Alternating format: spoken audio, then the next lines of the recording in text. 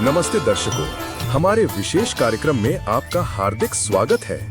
आज हम आपको एक ऐसी दिव्य यात्रा पर ले चलेंगे जहां हम जानेंगे श्रीमद् भगवद गीता अध्याय 1 अर्जुन विषाद योग। ये केवल श्रीमद् भगवद गीता नहीं बल्कि स्वयं परम परमात्मा की लीलाएं हैं जो हमें जीवन के गहरे रहस्यों और धर्म के सिद्धांतों से परिचित कराती हैं। श्रीमद् भगवद गीता अध्याय 1 अर्जुन विषाद योग श्लोक 41 से 50। धर्म, कुल और करुणा के नाम पर अर्जुन का आत्मसमर्पण। श्लोक 41 से 42। अधर्माभिभवात् कृष्ण प्रदुष्यन्ति कुल स्त्रियः स्त्रीषु दुष्टासु वार्ष्णेय जायते वर्ण संकरः संकरो नरकायेव कुलघ्नानां कुलस्य च पतन्ति पितरो ह्येषां लुप्त पिंडोदक क्रियाः।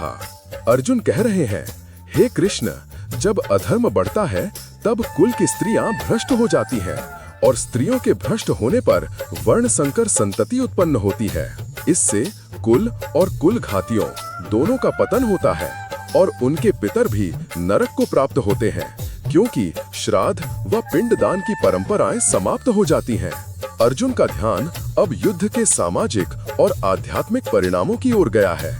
वह कुल धर्म और सामाजिक संरचना के टूटने से उत्पन्न भय को उजागर कर रहे हैं। विनष्ट होते कुल, विधवा स्त्रियां, टूटी हुई श्राद्ध परंपराएं, साथ ही अर्जुन के चेहरे पर अपराध बोध। श्लोक 43 से 44। दोषै रेतैर कुलघ्नानां वर्ण संकर कारकैः उत्साद्यन्ते जाति धर्माः कुल धर्माश्च शाश्वताः उत्सन्न कुल धर्माणां मनुष्याणां जनार्दन नरके नियतम वासो भवतीत्यनुशुश्रुम।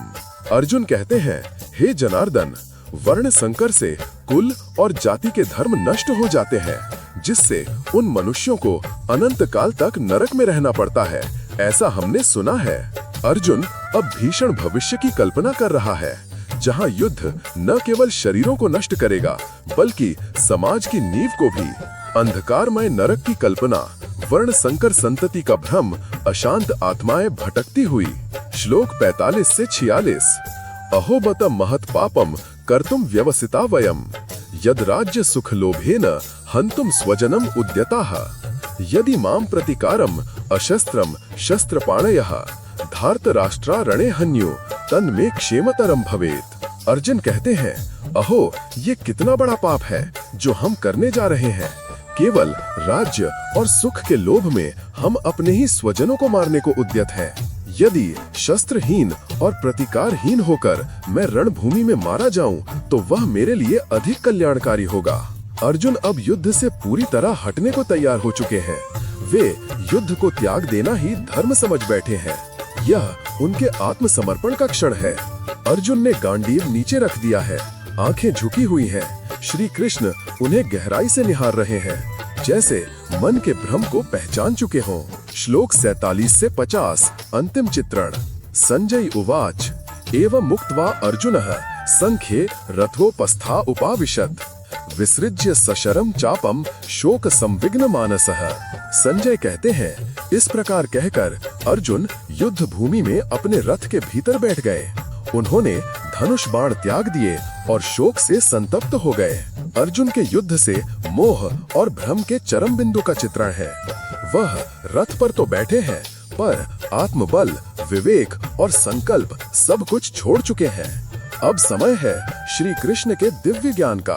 अर्जुन बैठे हैं, उनका धनुष जमीन पर पड़ा है, भावनाओं से विवल चेहरा।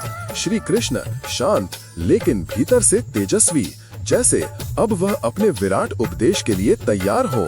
निष्कर्ष, यह खंड हमें दिखाता है कि कैसे एक वीर योद्धा अपने ही विचारों के जाल में फंस जाता है। अर्जुन का संकल्प अब संदेह में और धर्म अब मोह में बदल गया है। लेकिन इसी बिंदु से शुरू होता है भगवद गीता का वास्तविक ज्ञान। अगली कड़ी में हम प्रवेश करेंगे अध्याय 2 में, जहां श्री कृष्ण अर्जुन को कर्म, आत्मा और धर्म का दिव्य मार्ग दिखाते हैं। क्या आप चाहेंगे कि अगली कड़ी में हम प्रवेश करेंगे अध्याय 2 के श्लोक इसी शैली में तैयार करूं?